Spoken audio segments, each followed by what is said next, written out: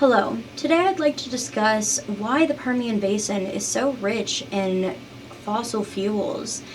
And I want to discuss furthermore how those fossil fuels are extracted.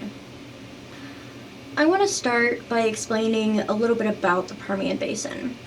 So the Permian Basin was formed between 1.3 and 850 million years ago during the Paleozoic era, during the Permian period, of course.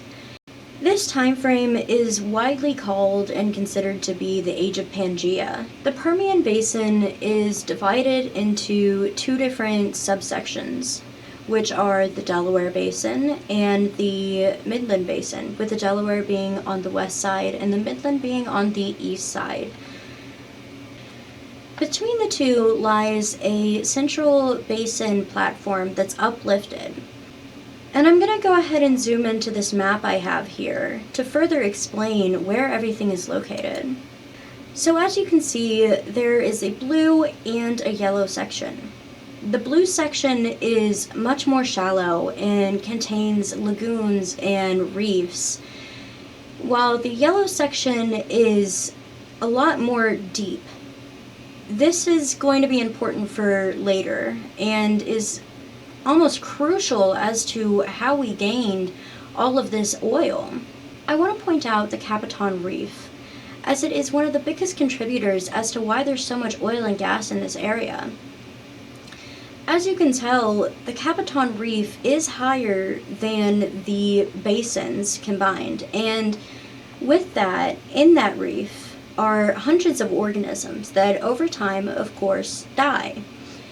And those dead organisms almost slip down into the basin, which helps create the fossil fuels, but we'll get into that in a minute. So why is the Permian Basin so rich in oil and gas? Well, once again, it has that reef, and inside of that reef are all of those organisms that I mentioned did die and slide down into the basins. Fossil fuels are dead organisms who, over the span of millions of years, were covered in sediment and subjected to extreme heat and pressure, which turned them into an ooze, which then turned into petroleum or fossil fuels. And I want to point out this picture here, as it is a picture of the modern-day El Capitan. It's located in Yosemite Park in Texas. And it's really beautiful, but it's really important for showing how those dead organisms could have slid into those basins. In this picture, it really emphasizes that, and you can really see where the reef is and where those dead organisms could have slid down and ended up in the basin, which, of course, created fossil fuels. Another reason the Permian Basin is so rich in oil is during the Permian period, there was a mass extinction event which wiped out almost every living thing on the planet.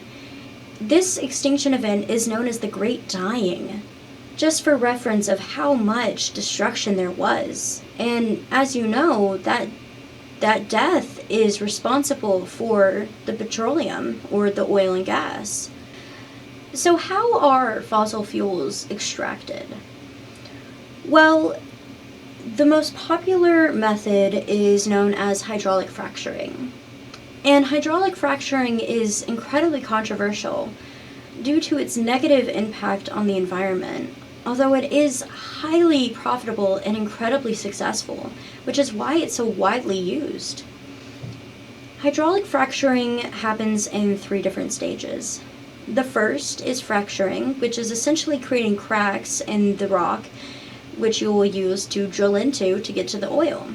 The second part is fracture propagation, which is where they create tunnels by using pressurized liquid like water and other materials to hold up that tunnel, which helps with step 3, and that's flowback.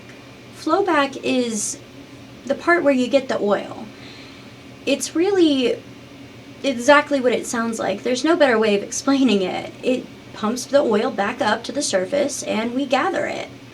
I want to finish off by really emphasizing the need for further research on hydraulic fracturing and possible alternative methods to gathering that oil. But on top of that, I want to really point out that we're running out of fossil fuels. And while they're not necessarily a non-renewable resource, as you've learned today, it takes millions of years for those fuels to form.